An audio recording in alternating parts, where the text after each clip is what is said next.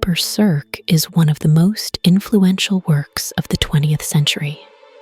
The dark world of Berserk not only laid the foundation for the concept of dark fantasy, but also became an important point of reference for many famous works that came after it.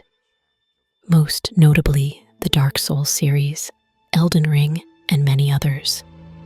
In that context, fear and hunger is often mentioned as a game that shares many similarities with Berserk, especially in the way it builds a dark fantasy world, designs supernatural entities, and uses motifs about tragedy and human will.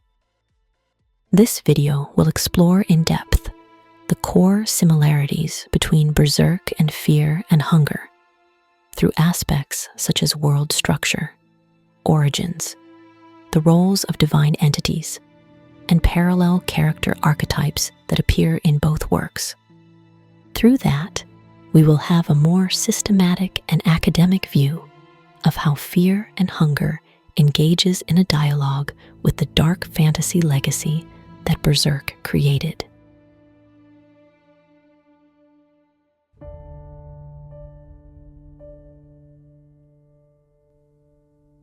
In this world, is the destiny of mankind controlled by some transcendental entity or law? Is it like the hand of God hovering above? At least it is true that man has no control, even over his own will. The universe of Berserk is constructed by Kentaro Miura, based on a structure of 3 overlapping planes. This structure shares many similarities with Plato's theory of forms and Platonic idealism, in which an abstract realm of forms governs the physical world. The concept of 3 layers of reality stacked upon one another is formally established in Berserk lore through the explanation of Flora, a powerful sorceress who resides in the mansion of the Spirit Tree. According to her, the Berserk universe is divided into 3 planes: physical, astral, and ideal. And the place where she currently dwells lies exactly at the point where the physical plane and the astral plane intersect. From the information Flora provides, the world does not extend only in length and width, but also in depth. Within the material world exist countless metaphysical layers, structured like a cosmic tree with roots that reach deep into the realm of souls. The physical world is merely the surface, and beneath it lie numerous astral layers stacked endlessly. Shirka, Flora's disciple, further explains that everything in this world overlaps with at least 2 other worlds. In other words, every object in the physical world simultaneously exists in the remaining 2 planes, either as an ethereal form or a source form. This clarifies why humans possess souls, why sorcerers can separate their spirits from their bodies, and why humans, demons, and elves coexist while remaining unseen by ordinary eyes. Likewise, fear and hunger also contains a complex, multi-layered world structure, with many planes interwoven and connected through special spatial points or locations.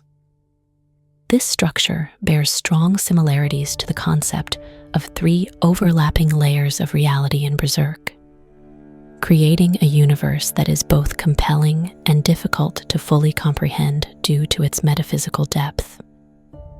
To understand this vast structure in a systematic way, we will analyze each concept and the parallels between the 2 universes.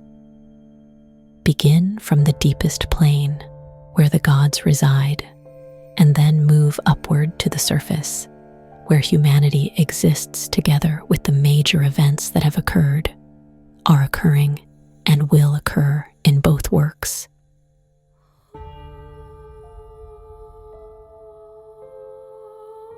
The ideal world, or the world of essence, true nature, is the primordial conceptual layer where all forms of existence originate.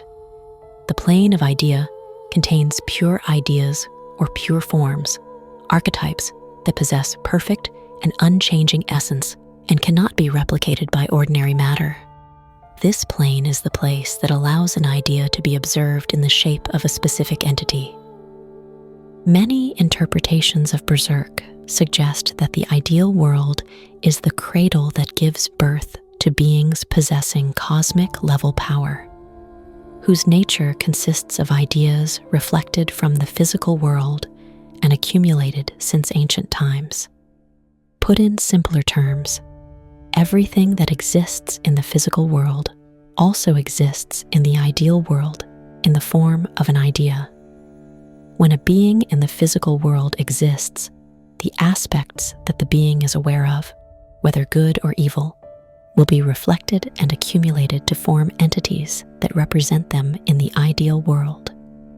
Because of this special nature, the beings born here are called meta-entities, meaning beings capable of exerting strong influence on the universe of Berserk. A typical example is the idea of evil, a being born from the dark side of humanity.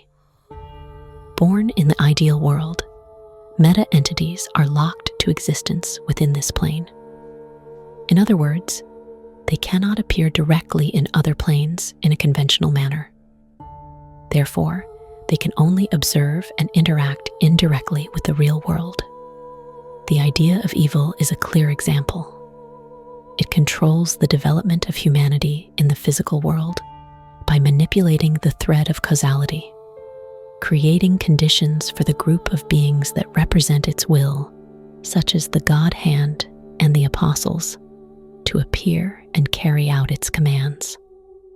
In addition, because their nature is pure idea, destroying a meta-entity is almost impossible. This is similar to trying to erase a primordial idea, such as light or darkness, from the universe, an action that is inherently impossible. Accumulating from the earliest point of the universe, meta-entities develop to the extent that they can produce power that governs and shapes the fate of the world, even when they cannot fully appear in reality. In other words, the ideal world is the plane where the true lords of Berserk reside. Most of the events that have occurred, are occurring, and will occur in this universe all originate from or are directly related to the group of entities existing here. Interestingly, the universe of fear and hunger also possesses a concept that corresponds to the idea world in Berserk. This is the green hue, a spatial plane described as a mysterious void that constantly emits a green spectrum that causes discomfort to the eyes of mortals. Similar to the idea world, the green hue in fear and hunger is the cradle of the most primordial ideas of the universe, such as destruction, growth, light, and darkness. In the video explaining the origins of the old gods, we mentioned the argument that the green hue serves as a repository of cosmic ideas, a primordial crucible where primordial concepts can crystallize into gods with their own consciousness. From the earliest dawn of the universe, the ideas here were conceived and nurtured under the mysterious green spectrum. They grew until they crystallized into consciousness and formed the first powers in the aspect that each idea represented, such as destruction in the case of Gro-Goroth, or growth in the case of Sylvian. Not only that, these ideas continued to be nurtured and developed until they became entities of a magnitude great enough to reach into the physical world. Here, they were called by lesser beings with reverence and fear, old gods. There are many records and in-game references showing that the old gods and their servants stepped out from the green hue to infiltrate the physical world. based on the dialogue with the Lady of Moon, one of the servants of Rare, the moon god and trickster, an old god who plays an important role in the events of the second game. We learn many interesting facts. Accordingly, besides confirming that the green hue is the birthplace of the old gods, we are also told that the old gods seem interested in observing the physical world through the lens of the plane in which they reside. At the same time, it is very likely that these beings created the physical world itself, where humanity has existed and continues to exist to serve their intentions. There is much evidence supporting this hypothesis, especially when connected to the ascension of the logic god in one of the endings of the second game. In that ending, the logic god attempted to create a new spatial plane that would allow humanity to connect and share information in a shared network of consciousness. The deeper purpose of this god was to cut all bindings from the old gods in the physical world and lead humanity into another dimension to achieve true self-determination. Whether the hypothesis above is entirely accurate or not, there is one thing we can be certain of. Similar to the case of the idea of evil in Berserk, the old gods in fear and hunger also cannot manifest in the physical world through ordinary means. As previously analyzed, the essence of the idea of evil and the old gods is that they are primordial concepts born in the idea world and the green hue. Therefore, they are confined to the conceptual plane and can only possess a distinct form within that space. To exist within the physical world, any entity requires a concrete physical form.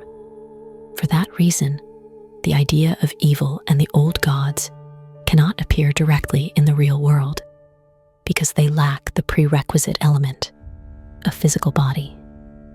To resolve this limitation, the idea of evil created the God Hand, 5 entities representing 5 aspects of itself. They exist as surrogate pieces through which it manipulates the developmental flow of humanity. However, even the God Hand cannot fully manifest in the physical realm unless certain conditions are met, such as sacrificial rituals or specific events. Griffith, after transforming into Femto, the final member of the God Hand, was also required to undergo the incarnation ceremony, a rebirth ritual that allows an entity from the astral domain to obtain a physical body and reappear in the world of humans. The old gods, similar to the idea of evil, face the same limitation. Connecting this to the incarnation ceremony, it is highly possible that the old gods likewise created physical shells to inhabit, hide within, and manifest directly in the real world. This is the only method that would allow them to interact with humanity without being constrained by their purely conceptual nature.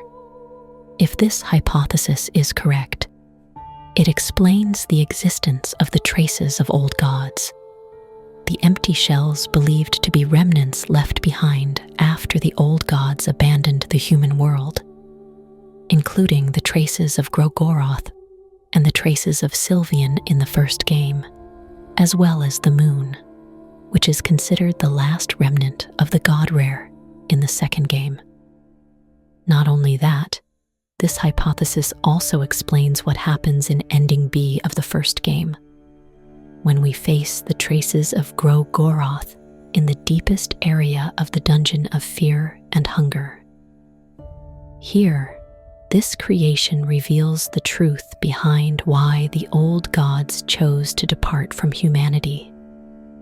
According to it, clouded by their own ambitions and illusions, humans lost the ability to perceive the pure beauty and perfection hidden within each old god. In other words, humanity could no longer understand the primordial concepts that each old god represented.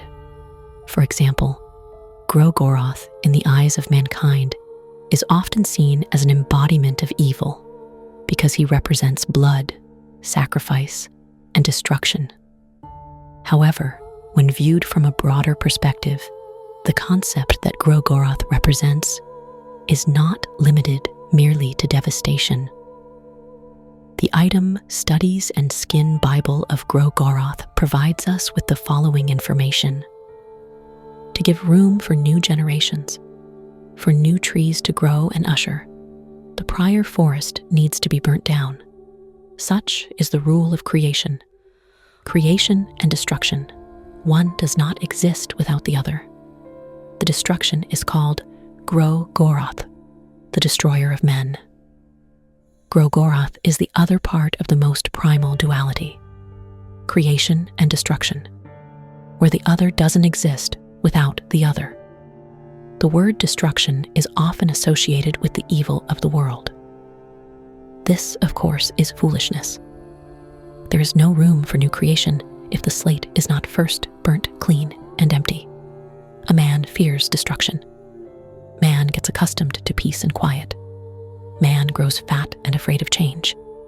Change is inevitable, just as Grogoroth.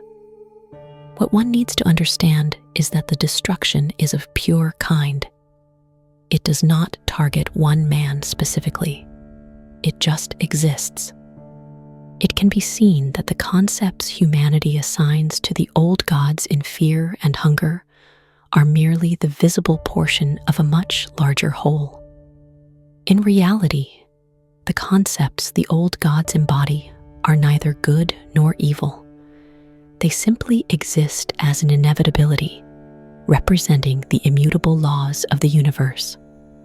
Looking toward the universe of Berserk, the image of the god hand appearing as the 5 fingers of a divine hand suggests that each member carries a distinct role and symbol. The god hand are not merely 5 omnipotent demons. Each entity appears to represent an idea, an aspect, or a symbol, such as desire, ambition, destruction, psychology, and fate. From the perspective of the audience, we often perceive these entities as embodiments of absolute evil because of the actions they take and the powers they display. However, if we compare this with the discussion of the old gods above, must we consider whether this is a one-sided interpretation we impose upon these beings? A clear example is Griffith, who bears the symbol of ambition and the desire for power. He represents dreams, ego, and the will to rise at any cost, even if it requires sacrificing blood, comrades, and humanity. On one hand, he carries the image of a radiant hawk, symbolizing hope and salvation. On the other hand, he also represents jealousy, greed, and the ugliness of ego. Although Kentaro Miura never officially confirmed these interpretations, when viewed as a whole, the god hand, or the idea of evil, function similarly to the old gods. They reflect the primordial shadows within every human being. They do not target anyone in particular. They simply exist as an undeniable reality, not entirely good and not entirely evil. Just as light and darkness coexist, their meaning depends on human perception and interpretation. Returning to the concept of the green hue, perhaps because this is the birthplace of the old gods, the green hue and the spatial domain connected to it, the void, are often referred to by scholars as the true Mahabre, as a way of alluding to the birthplace of the true sovereigns of the fear and hunger universe. If one looks deeper into the essence of the old gods and compares them with the idea of evil, their parallels become clear. The old gods are born from primordial concepts, forms of emotion and thought that exist within humanity. Therefore, in essence, The old gods also possess the attributes of immortality and permanence.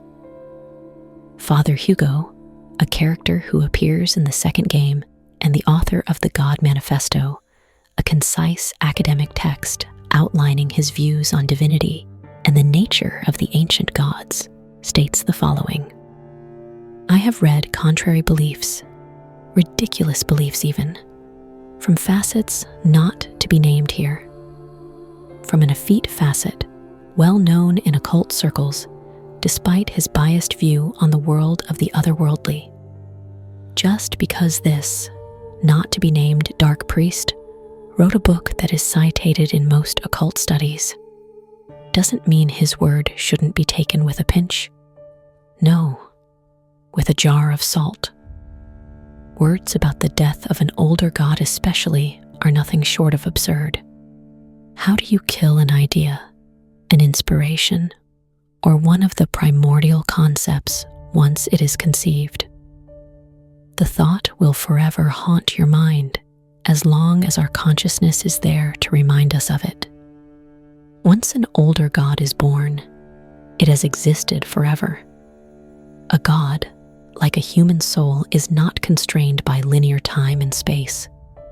It can reincarnate multiple times within our history and future history without us knowing any better. They spawn from the green stream, but which spawns first? An older god in its physical form, or the concept our consciousness gave birth to? The mockery that is the new gods, the puppets yearning to become the puppeteers, should never be mistaken with the gods that dwell beyond our understanding. They are but byproducts of the immense influence the older gods hold on us. Just by flying too close to the sun, or why not moon, and one can attain a glimpse of the true intensity that is older gods. Men inherited the power from the beasts that walked before us. How could such power come even close to that of older gods? It can be seen that in his manifesto, Hugo strongly refutes the view of a dark priest, the author of the well-known books in the occult community about the death of an old god, Venushka. It is not difficult to recognize the figure Hugo is referring to, especially when this person's books about the old gods are widely circulated and appear scattered on bookshelves throughout the second game. One of these is the skin Bible that describes the death of Venushka, the nature god born from the union of two old gods, Sylvian, goddess of love and fertility, and Gro-Goroth, god of destruction and human sacrifices. Indeed, Enki, a scholar and dark priest, and also one of the four main characters of the first game, is believed to be the author of these famous skin Bibles. While Enki claims that the nature god was killed by humanity, Hugo believes that such a view is absurd because the old gods represent the primordial concepts of the universe. In other words, the destruction of a concept is impossible. If Father Hugo's view is correct, it is clear that Enki's argument is merely the tip of the iceberg. Just like the case of the idea of evil in Berserk, the old gods are inherently immortal and eternal. Even if, by some unimaginable means, humans could defeat or destroy an old god, these entities would still return from the very cradle that gave birth to them at some point within the endless flow of the universe. This detail suggests a frightening truth, especially when connected to Guts, the main character of Berserk. We can see how hopeless and futile the revenge journey and the idea of a mortal killing a god truly are. Even if Guts, through some extraordinary means, could destroy a meta-entity, such as the idea of evil, as long as humanity and the darkness within their hearts continue to exist, this entity will continue to be conceived, reborn, and return. It will once again sow war, fear, and death, strugglers like Guts will once again be born, fall into similar circumstances, and continue their journey of revenge and struggle in an almost endless cycle.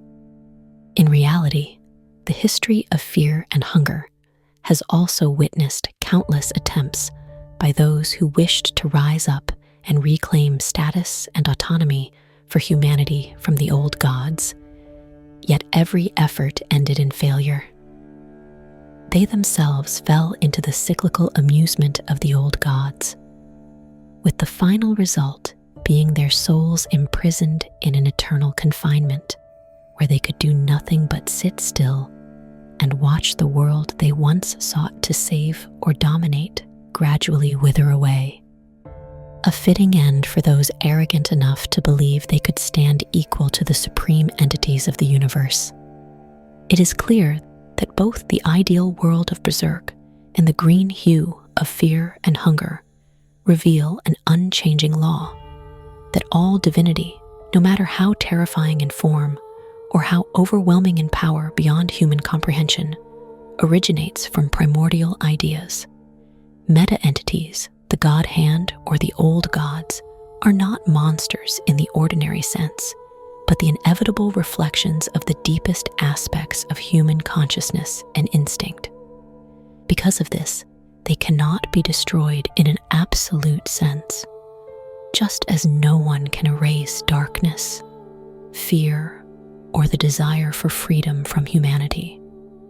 Placed side by side, both Berserk and fear and hunger present a satirical picture of free will, where every human struggle, from strugglers like Guts to those who dare oppose the old gods like the new gods, is ultimately swallowed into an endless loop. All of them, no matter how powerful, are merely small links in the flow of destiny, drawn by the supreme entities of the universe. The physical world is only a surface layer of a system with many deeper planes where fate has already been written by beings existing in realms that humans can rarely reach in full. At this point, we are forced to ask ourselves if the ideal world or the green hue are where the gods manipulate reality. Then where is the plane for the soul, for out-of-body experiences, where humans are not only victims, but can become observers, perhaps even interfere with the invisible strands that determine their fate?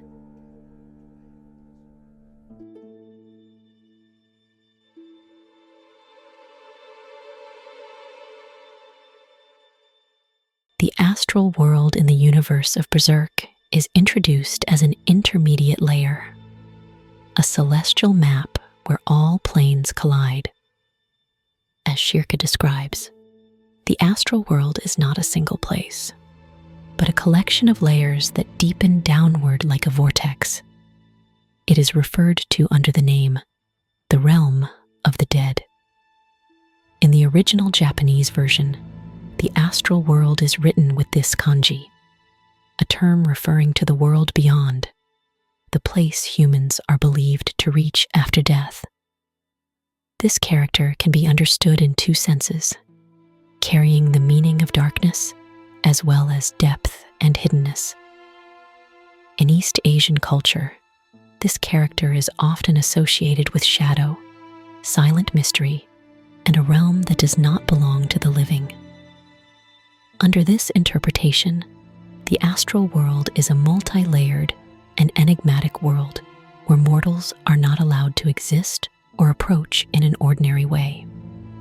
It is therefore unsurprising that the astral world is called the afterlife, or the netherworld in the English version, even though these words do not fully encompass the original meaning. As the world of spirits and the dwelling place of supernatural beings and demons, the astral world is divided into many layers, among which Hazama is the shallowest layer, directly overlapping with the real world. Here, the scenery mirrors the human world because it is formed from the ethereal bodies of all things.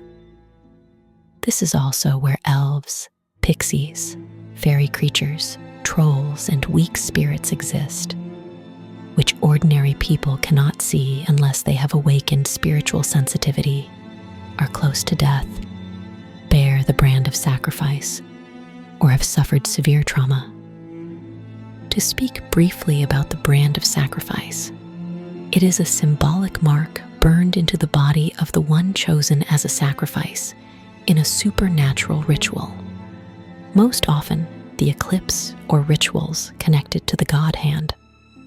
Put simply, it is the mark of those offered as sacrifice, bound to a predetermined destiny in the causal system of Berserk.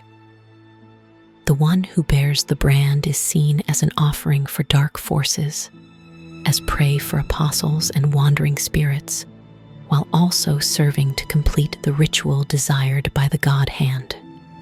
Void, the foremost member of the God hand, explained it as follows. You have now been marked with the brand of sacrifice. The lives of those who bear the brand, from the last drop of blood to the last moment of your agonizing death, will feed life to the new child of darkness. Thus, those who bear the brand cannot escape the pursuit of dark forces such as apostles and stray spirits, because they are summoned to be sacrificed. This is how the causal system marks that the fate of such a person has been bound to a supernatural ritual. The price required to achieve the final goal of the one performing the ritual.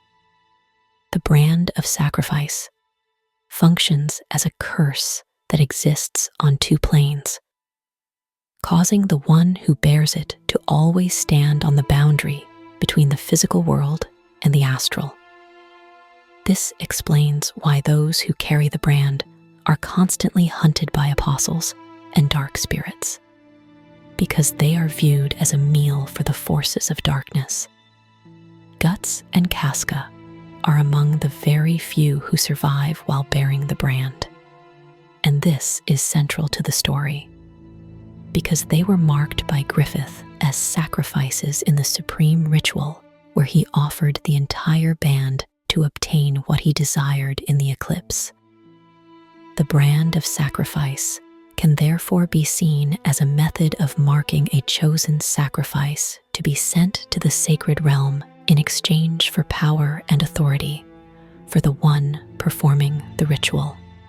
Similarly, in fear and hunger, there exists the system of ritual circles, where one can carry out sacrificial acts to increase affinity with the gods by drawing symbols corresponding to each deity. This allows the performer to unlock special abilities or powers. In the second game, ritual circles even allow the player to draw sigils and use items or lives as offerings to gain related effects or abilities. For example, sacrificing a character in the party to increase affinity with a specific god, thereby unlocking various abilities. In other words, this is also a method of inscribing a sacrificial mark in exchange for supernatural power from the gods. In terms of theme, both works speak of exchanging life force or soul for power through a symbolic seal. As mentioned earlier, the shallow layer Hazama serves as the intersection between the physical world and the astral, and it shares many similarities with the Dungeon of Fear and Hunger, the deadly underground complex believed to be connected to the darkness within the body of the God of the Depths.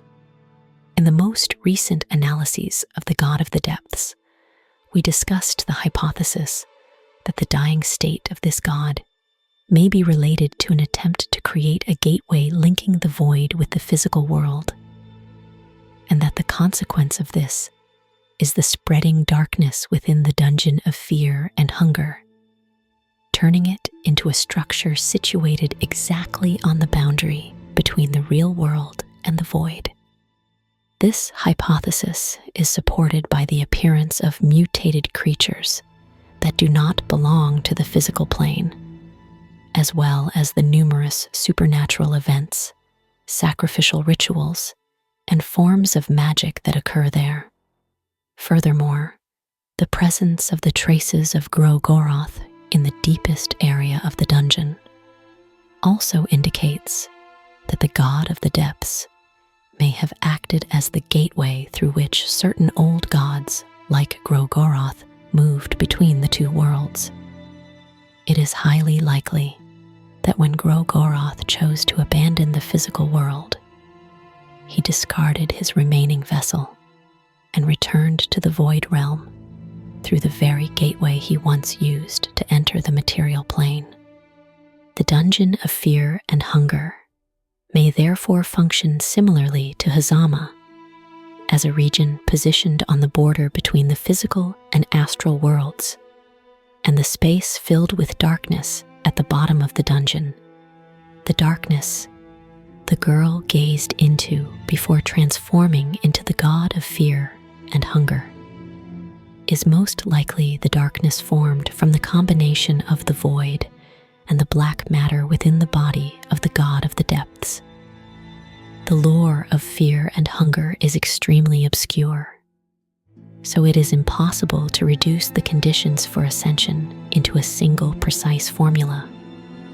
But one thing that can be stated with certainty is that every ascension event is connected to the void. For example, the Fellowship uses the Throne of Ascension to link their souls to the void, undergoing a transformative process to become new gods. Almir, the Ascended One, is said to have spent 3 days and 3 nights in the void after ascending, before returning to the world of humankind.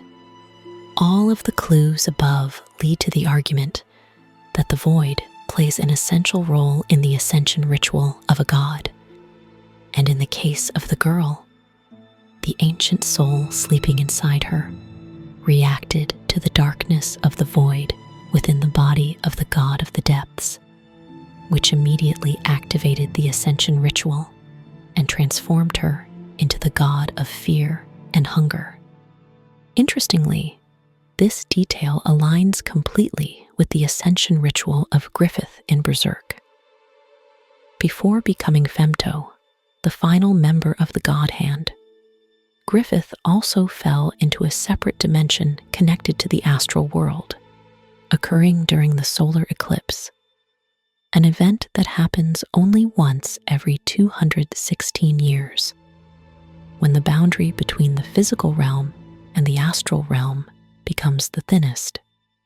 The scene of the girl standing on a mountain of corpses before the ascension ritual takes place directly parallels the scene of Griffith standing on a mountain of corpses before performing the eclipse ritual, an image symbolizing the deaths and the price of ambition he had to pay on the path he chose. This is the burden of guilt, blood, and sacrifice that Griffith was forced to step over to obtain power. Similarly, in the case of the girl, the path she walked before ascending reflects the crimes, fear, despair, loss, and the price humanity was forced to pay to bring forth the god of fear and hunger. Returning to the shallow layer Hazama, Shirka once explained that humans at a certain point in the past believed in the existence of supernatural beings, and therefore could easily reach Hazama and perceive their presence. Everything changed when the Holy See, a monotheistic religious organization with immense religious and political power in the world of Berserk, emerged. The Holy See possesses a distinctive symbol, a flying falcon with 2 spiraling orbs circling around it. The falcon symbol is tied to the rebirth of Griffith, who is worshipped as the Falcon of Light, representing salvation, hope, and light in an age of chaos. Although it bears a radiant image, the symbol of the Holy See also clearly reflects the religious, political, and military power that the organization wields.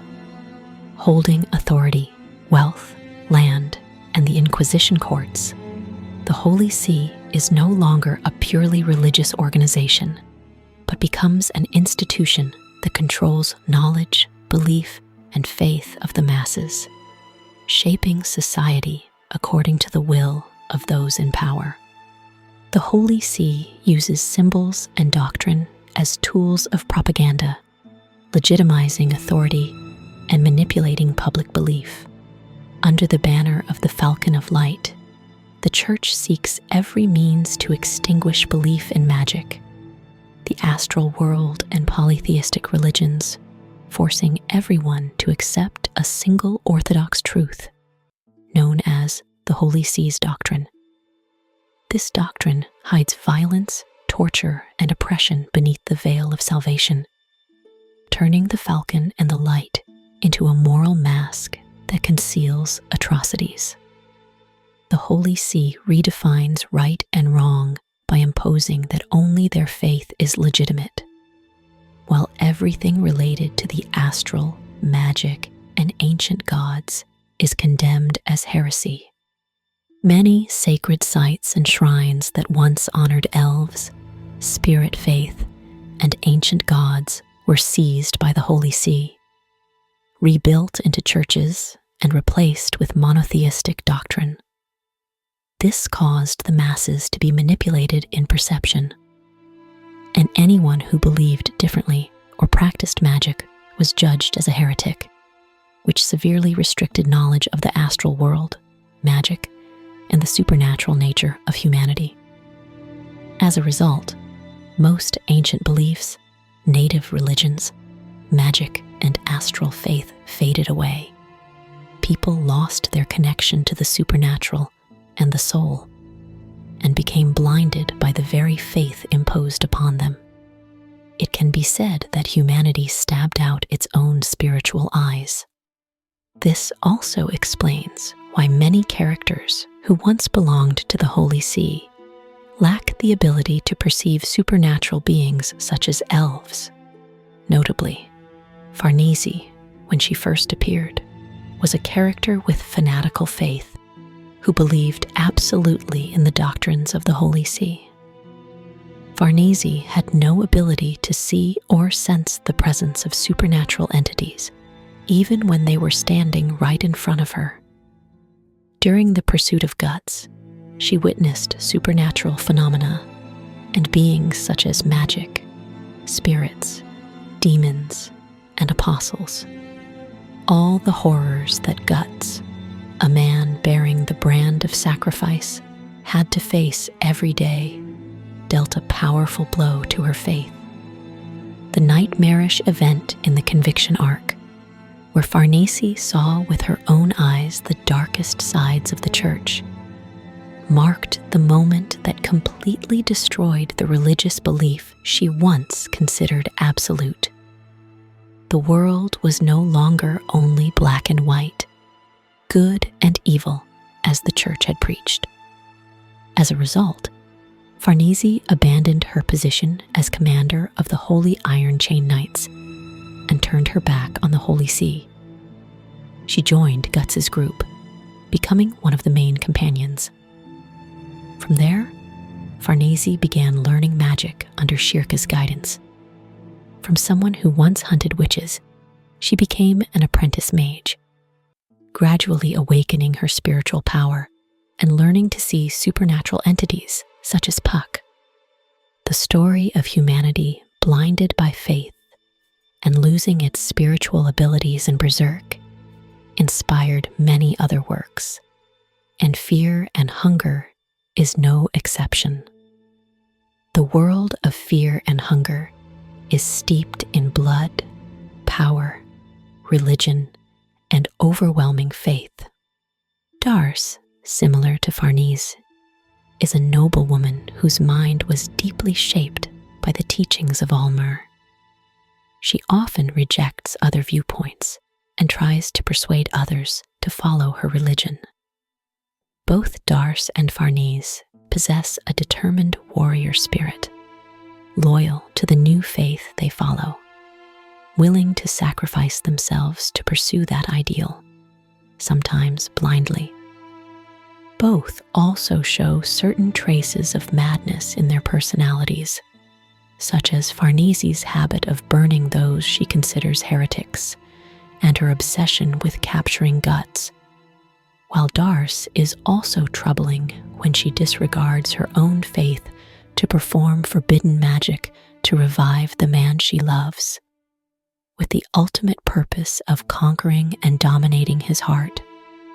The story of Darce also partially implies that the religion and teachings of Almer, similar to the Holy See, have made a portion of humanity become blind, believing absolutely in doctrine, regardless of whether the entity they worship truly embodies the nature of light and salvation they constantly proclaim. In the second game, through the conversation with Man in Black, combined with information spread across both titles, we gain many interesting clues. Numerous pieces of evidence show that in ancient times, humanity, in fear and hunger, under the guidance of the old gods, once placed their faith and worship toward the primordial concepts of the universe, directed towards spiritual values and the nature of the soul. But as humanity developed, ego caused them to gradually lose faith. Technology advanced, causing people to observe and judge everything through the lens of science. The balance between spiritual belief and logic shifted entirely to one side. Magic and spiritual abilities gradually faded and were forgotten in the flow of history. The first game introduces a secret society called the New God, among which the most notable group is the Fellowship.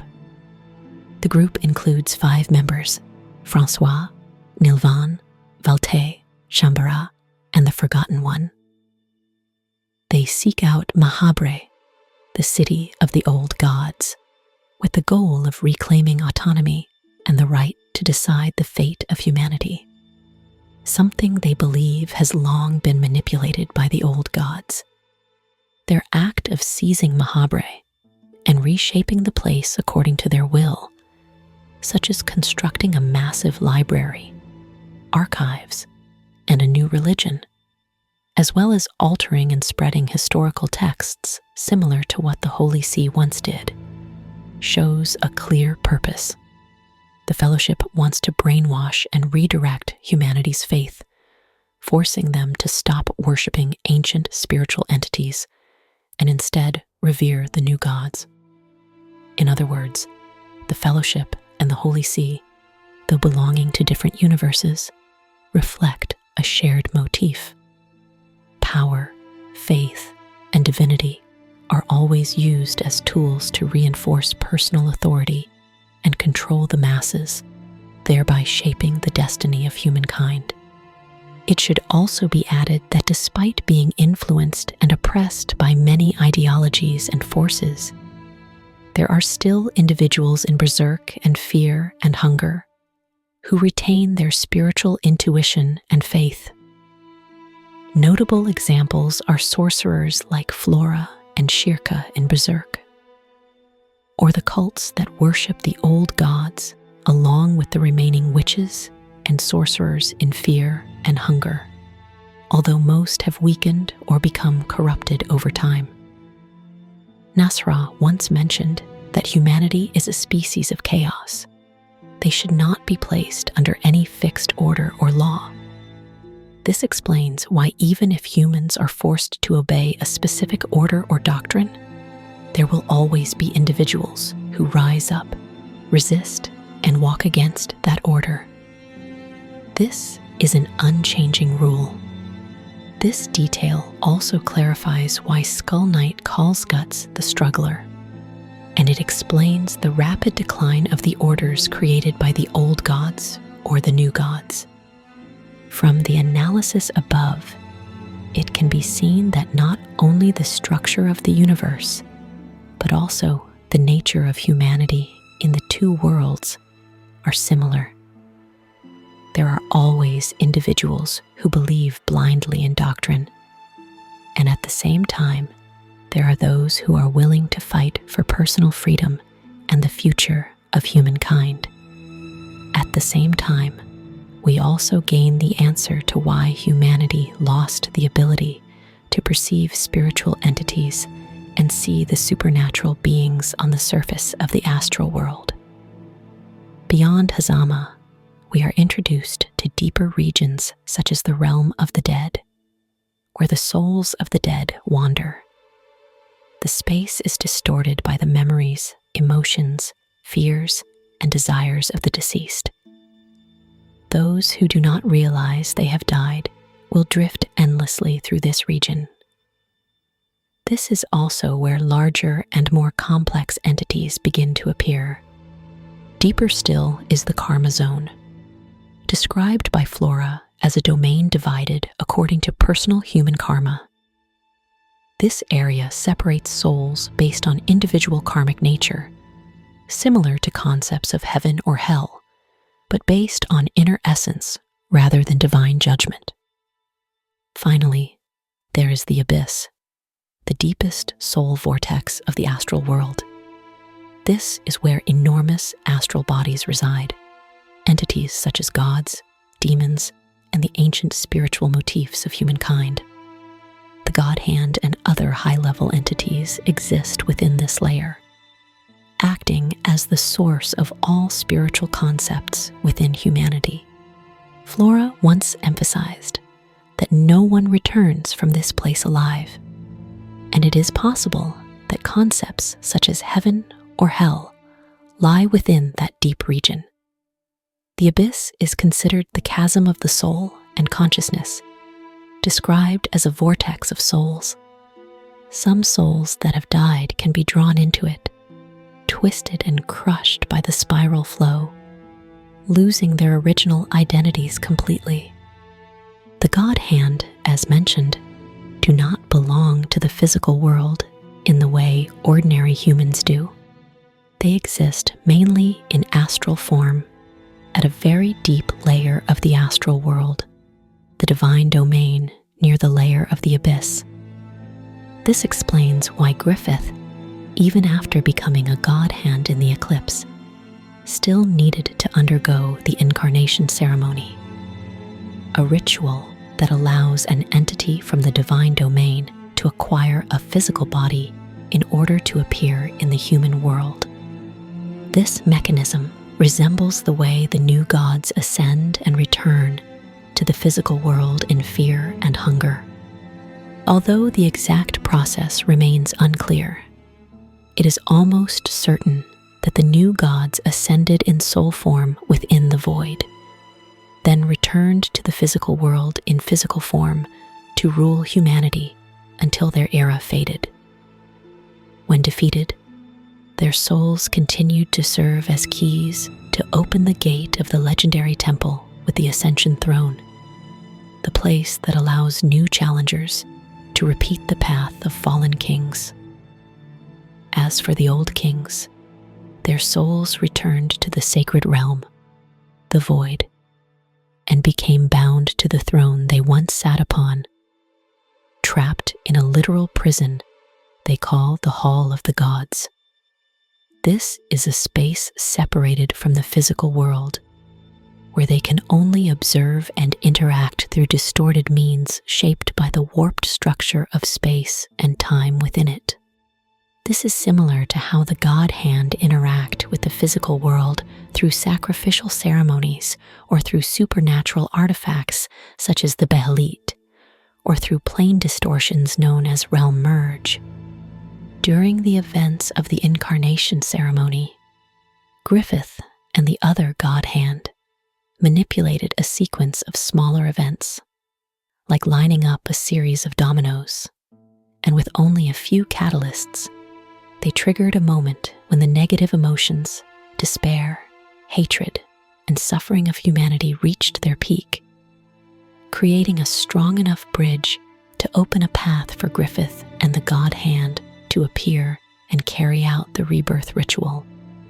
This is also the primary method the God Hand use to appear or conduct rituals from the astral realm to the physical realm.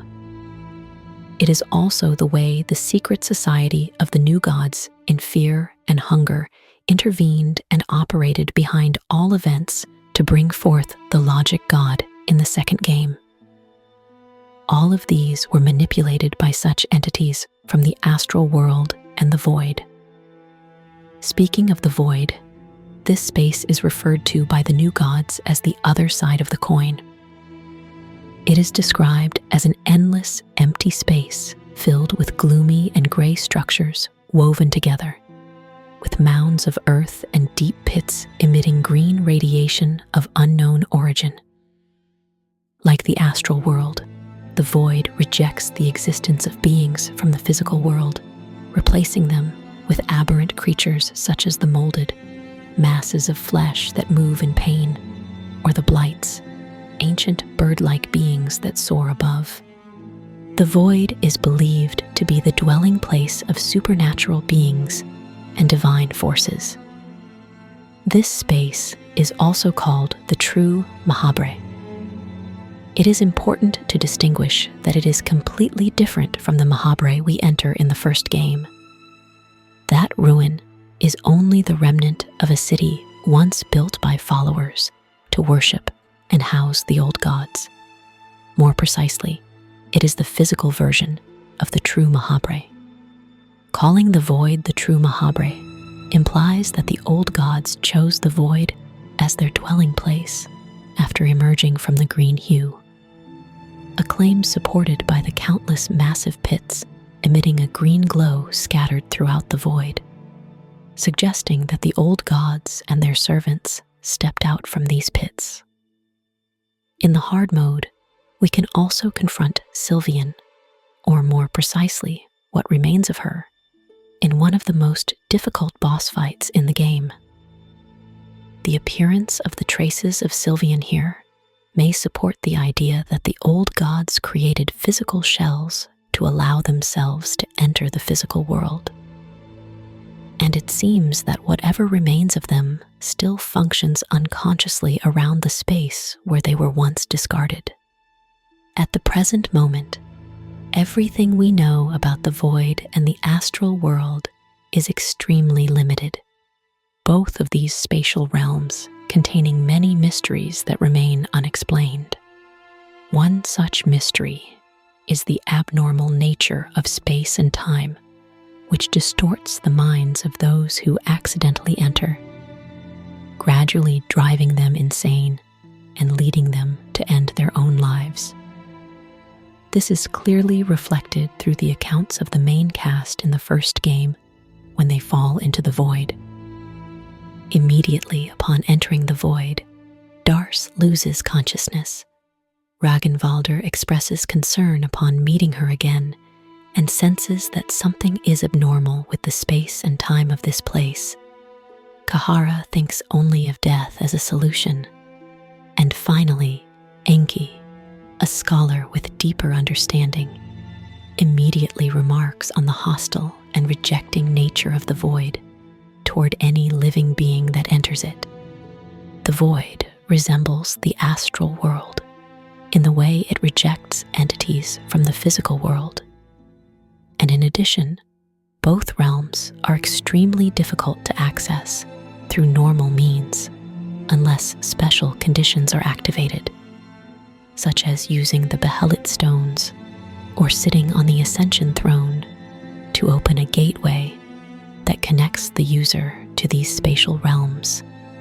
Interestingly, in Berserk, the astral world is the place where the sacrificial ceremonies of the apostles occur, using the Behelit as a key to open the gate to the sacred realm.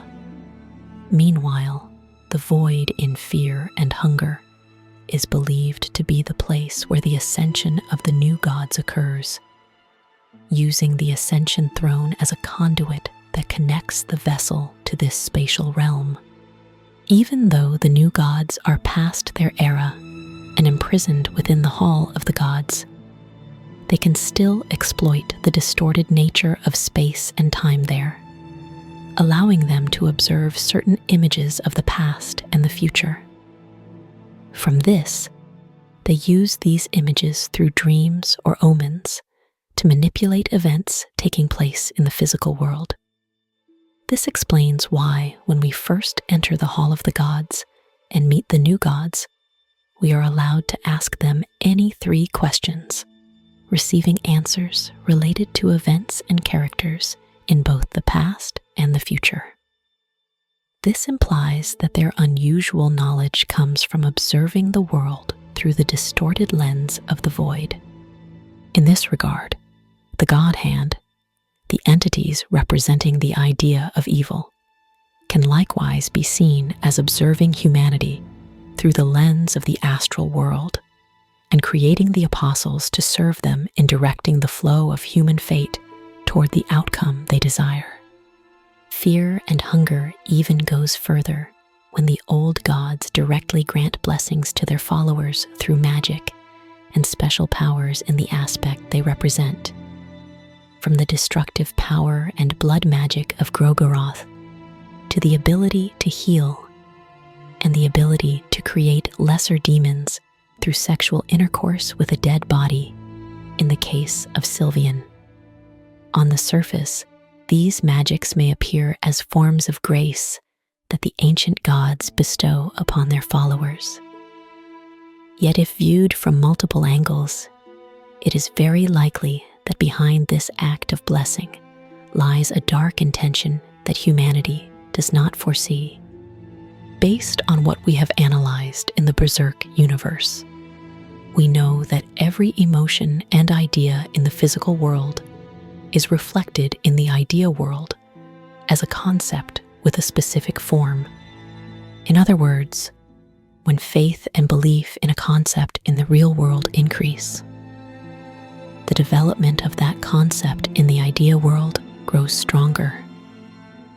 This explains why the idea of evil always seeks to manipulate events that plunge humanity into suffering, such as war or disease in Berserk, since this entity is born from and nourished by the dark emotions of humanity. In other words, the more humanity suffers, the greater the stature and influence of the idea of evil becomes. It should be noted that the world systems of fear and hunger and Berserk share many similarities. Therefore, the fact that the old gods grant blessings such as miracles to humans is extremely unusual. Viewed more broadly, this is very likely the method by which the old gods increase their power and influence. In other words, the old gods are herding humanity like livestock in order to harvest faith and devotion. This is implied through the dialogue of Nasra, an NPC appearing in the first game, when he expresses the view that humanity has fallen into a cycle created by the old gods, and that the act of becoming new gods is simply a deception of the old gods. For in reality, they exist to guide humanity like cattle to the slaughter. It is fascinating that even at the shallowest layer on the surface, the astral world and the void already provide us with countless valuable insights. Not only do they explain the presence of supernatural entities in the real world, these planes also give us a contrasting view of materialism and idealism in humanity across both works. Events in the second game show that humanity in fear and hunger is not only brainwashed and manipulated by multiple theocratic forces, but that they themselves also actively reject the spiritual aspect, placing their faith in the ego and in science. The result of this imbalance is the departure of the spiritual entities, such as the old gods, the decline of the cruel age brought forth by the god of fear and hunger in the first game, and eventually the emergence of logic, or the machine god, a new deity created entirely through the efforts of humanity itself. This action directly relates to the concept of the desacralization of knowledge. the process in which knowledge that was once tied to gods, revelation, and the supernatural becomes separated from the sacred and is redefined as logical and scientific knowledge, accepting only what can be verified, measured, and analyzed. In other words, knowledge is no longer metaphysical, but becomes secular and scientific, detached from divine authority and religious belief. According to traditionalist critics such as Syed Hossein Nasr, the process of desacralization causes human beings to perceive reality through pure logic, making the world, nature, and humanity lose their spiritual depth and sacred quality. The act of reducing everything to logic can lead to dryness, psychological emptiness, and the destruction of spiritual values. Connecting this to the second game, the setting strongly emphasizes the contrast between science, technology, and magic, nature. The emergence of the logic god shows that if humans place excessive trust in logic and technology, using them to replace all forms of spiritual belief, they may construct a new religion, a religion of data, machines, and collective consciousness, similar to the concept of an AI god in certain modern theories. In the lore, the arrival of the logic god can be seen as the endpoint of an age of magic and mysticism, in which ancient beliefs, spirits, and deities are completely overshadowed by logic, engineering, and technology. The unfortunate truth in fear and hunger is that religion, divinity, magic, and the supernatural, despite their danger and darkness, remain inseparable from the universe. Like the light and shadow within each human being, they coexist and cannot be denied. Attempts to reject or separate one from the other sometimes lead to catastrophic consequences. The case of Al-Mer is a clear example. In his effort to eliminate the darkness within himself, he caused his originally balanced essence to split in two, one of which fell into the sulfur pit and transformed into the sulfur god, burning with hatred and seeking to scorch the world. In the case of logic, this god creates a world in which human beings exist as a shared consciousness connected within a massive network, yet lack individual identity, ethical responsibility, and spiritual understanding. Such a world is highly susceptible to crises of selfhood, which in turn can give rise to individuals possessing strong enough free will to rebel and escape this space. Although this is only my speculation, the possibility is intriguing and aligns with the chaotic nature of humanity in this universe. In modern society, many studies show that when humans rely too heavily on religion and belief, their ability to absorb scientific knowledge may be hindered. Clearly, maintaining balance between these two forces is a difficult yet necessary task. If this balance tilts too far to one side, humanity may fall into one of two extreme outcomes. One is becoming blinded by faith, ultimately degenerated and turned into an instrument of violence, superstition, and injustice, as seen in Berserk. The other is sinking into an emotionless world, losing morality, empathy, and individual identity, becoming slaves to the machine they themselves created, as seen in fear and hunger. In either case, the final result is destruction.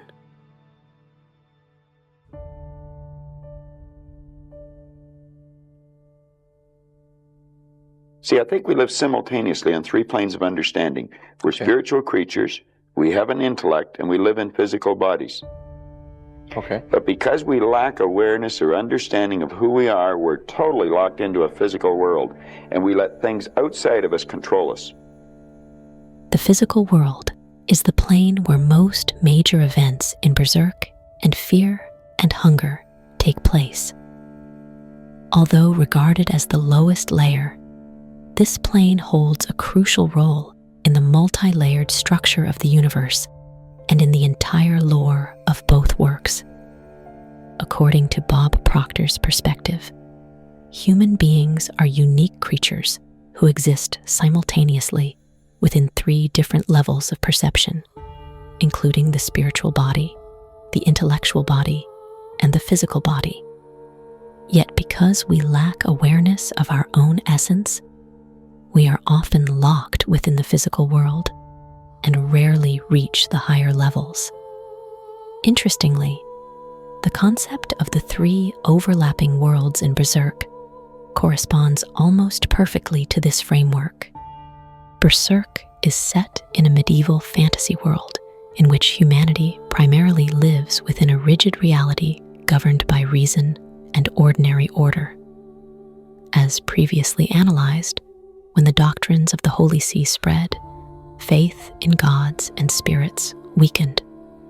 People clung to the visible world and no longer believed in the spiritual realm, thereby losing the ability to perceive the presence of supernatural beings.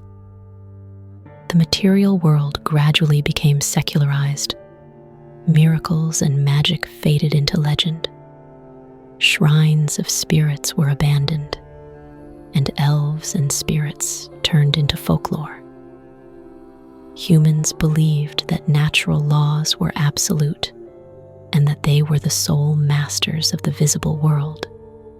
Applying Bob's viewpoint, the fact that humans possess a soul, consciousness, and a physical body theoretically enables them to reach higher planes such as the astral or ideal world when they attain self-awareness, thereby unlocking extraordinary abilities.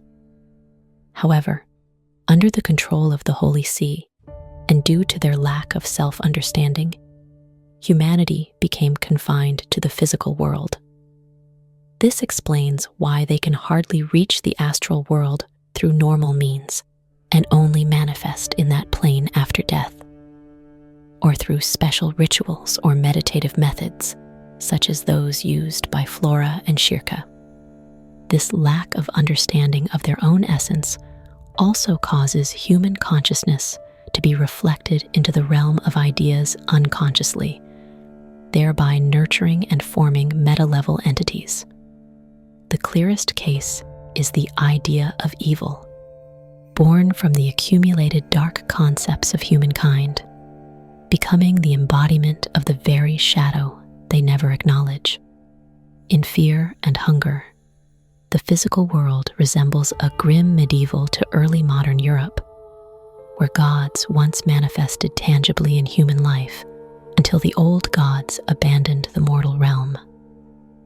The history of Fear and Hunger records that after the old gods vanished, the kingdoms of men gradually decayed, and the noble values of the past were replaced by corrupt doctrines. Without sacred guidance, humanity fell into an age of darkness, war, famine, and fear. Even so, the remnants of divine influence did not disappear completely. In the darkness of dungeons and desolate regions, people still whisper about forbidden rites and ancient scriptures, magical texts that record the knowledge of the old gods and the ways to seek power from them.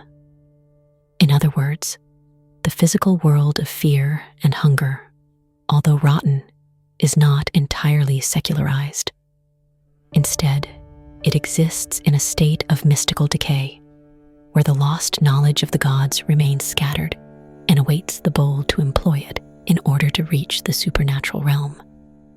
This world, much like Berserk, is quickly drawn into political, religious, and ethnic conflict. The kingdom of Rondon on the continent of Europa is constantly at odds with neighboring regions such as Gallia and later Bohemia in Termina. Two major wars, the First Great War and the Second Great War, shape the setting of the second game, in which Rondon, together with Valand and Oldegard, side with the Eastern Union against the Bremen Empire, a hyper-militarized European nation bearing strong resemblance to Nazi Germany in real life. According to the lore, Sylvian, the old god of love, lust, and creation, brought forth men and women at the dawn of time. An interesting detail appears in the Skin Bible of Sylvian, which mentions that Sylvian created humanity by breathing life into the blueprint crafted by Vitruvia, a divine architect. Thus, it is very likely that Sylvian granted humanity their souls, while Vitruvia created their physical bodies. This indicates that human beings possess two aspects simultaneously, the soul and the physical form. As in Berserk, they are creatures with the potential to exist across multiple planes, yet they still lack one essential element, consciousness or the ego.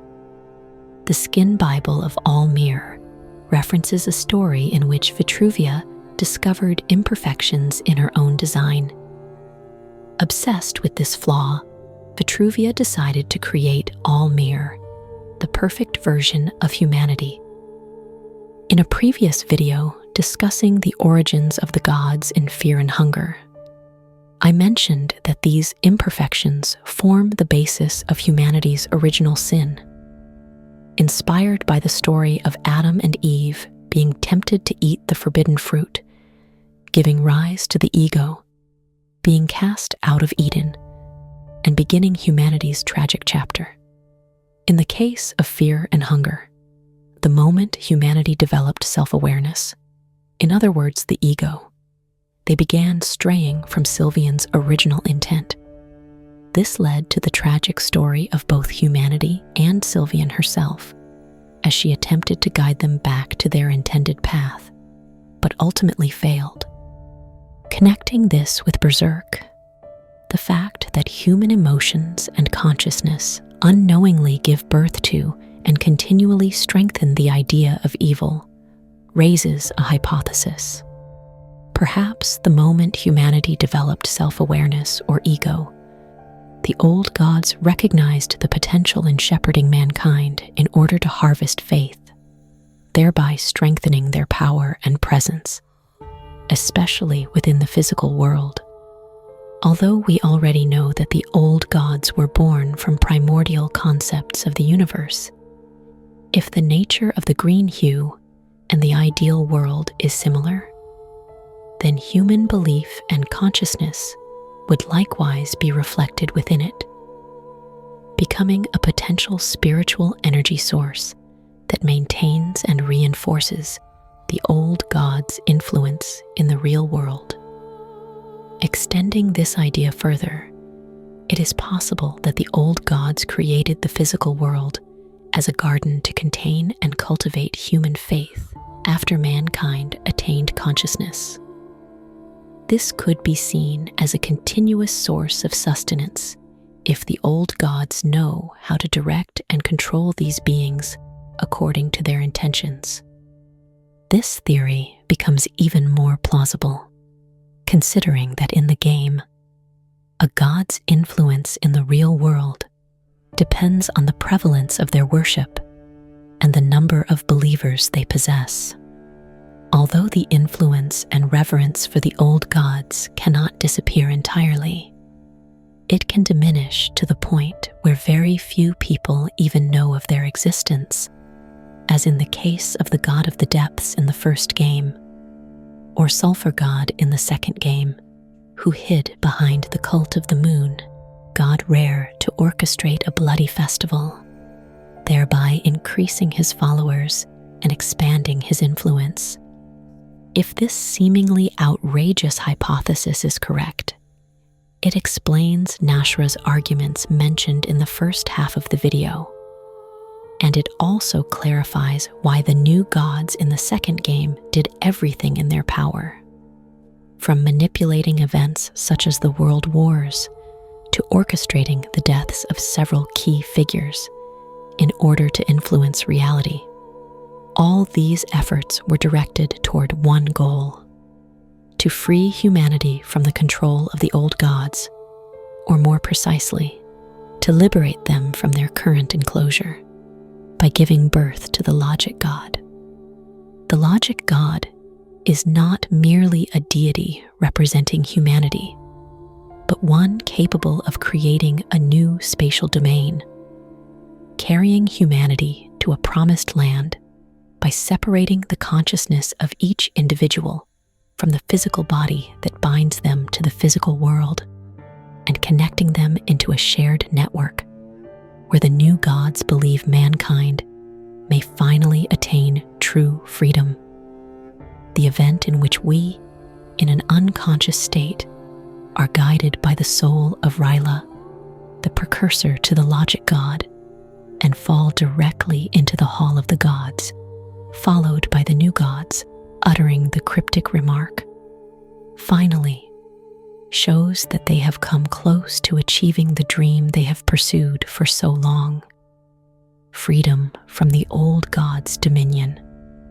Unfortunately, just before we are transported to the location necessary to carry out the final stages of the logic god's ascension, the plan is sabotaged by the moon god and his followers. By severing the connection between the protagonist and the destination, the moon god and his cult redirect the player into his dreamlike realm, thereby not only preventing the new god's intentions, but also paving the way for them to carry out the Bloody Termina festival, where 14 contestants slaughter one another in honor of the god of deception. Or at least, that is what we witness on the surface. Ultimately, both works construct a human world that appears, at first glance, to be separate from the divine, yet in truth is bound tightly to it, with constant interaction shaping a series of major events that give depth to their universes. Humans in both narratives are not merely inferior beings, but participants of vital importance to the grand design. The philosopher Ludwig Feuerbach once proposed a thesis: religion is the dream of the human mind. Consciousness of God is man's self-consciousness. By his God, you know the man. According to this view, gods are allegorical expressions of human internal qualities, meaning that when humanity creates gods, they reflect their own nature, aspirations, and values. This idea applies more strongly than ever when placed in the context of fear and hunger and Berserk. From the lofty heights of the ideal world to the ground of the physical world, we have seen the multi-layered structures governing the universes of Berserk and fear and hunger. The physical world, seemingly the main stage for all epic events, turns out to be only a thin veil, trembled by the movements of a deeper metaphysical backstage. Ritual sacrifices and collective ascensions show that divinity and mortality in these worlds are intertwined, forming a loop of mutual influence without end. Religious belief, in the end, acts as an invisible bridge between humanity and the divine, while also serving as the chain that binds both sides together. Each work, in its own way, invites us to reflect upon the nature of spiritual and material worldviews, highlighting the cost incurred when the balance between them collapses. Although there remain many aspects that, in my view, deserve further exploration, such as the origins and meanings of the gods, or the story of ascension and alchemical symbolism in both universes, we will leave those for future videos, where we continue searching for answers to the question: in a world of darkness and despair, do humans need gods in order to have hope? Or do gods need human despair in order to exist?